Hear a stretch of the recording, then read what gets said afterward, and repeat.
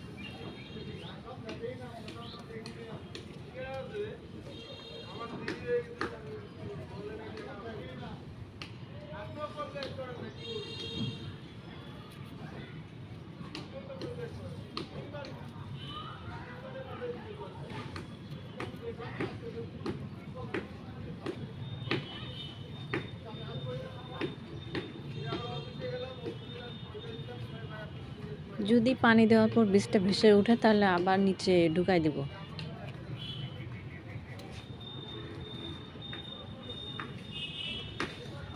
এই মিডিয়া হচ্ছে বালু আর শুকনো গোবর। আমি রিস্ক নিতে চাচ্ছি না, কারণ মাটিতে দিলে যদি চারা উঠতে না চায়, কারণ এগুলা হচ্ছে বীজগুলো আমি নিয়ে আসছি অনেক দূর থেকে।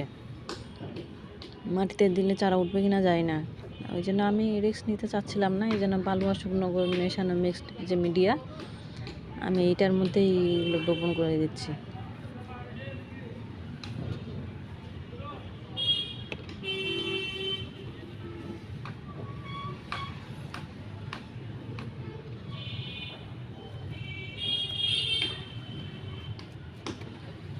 আর এখানে এগুলো রাখছি, এখানে বীজের মিডিয়াগুলো এখানে রাখছি। এখানে কিন্তু রোদ পায় অনেক ভালো, সারাদিন রোদ পাবে এখানে, এই জন্যই এখানে রাখছি।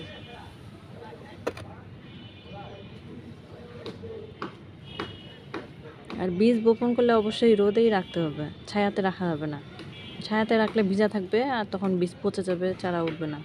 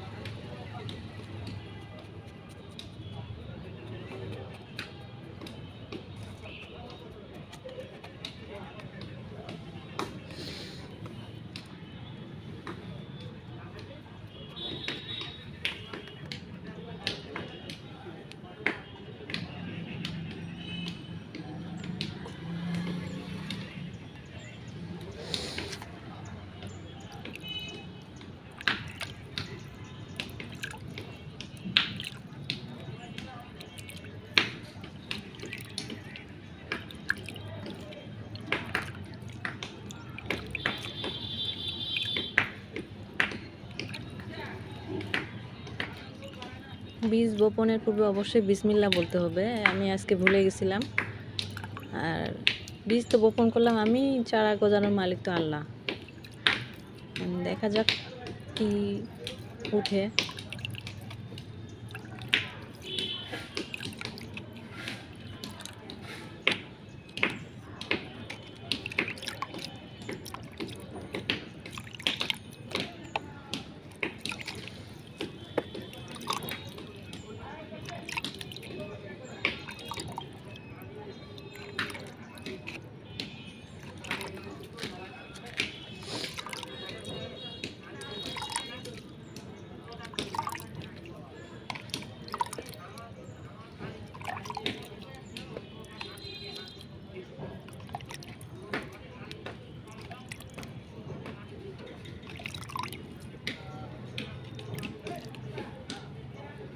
হয়ে গেছে আমার বীজ বপন করা।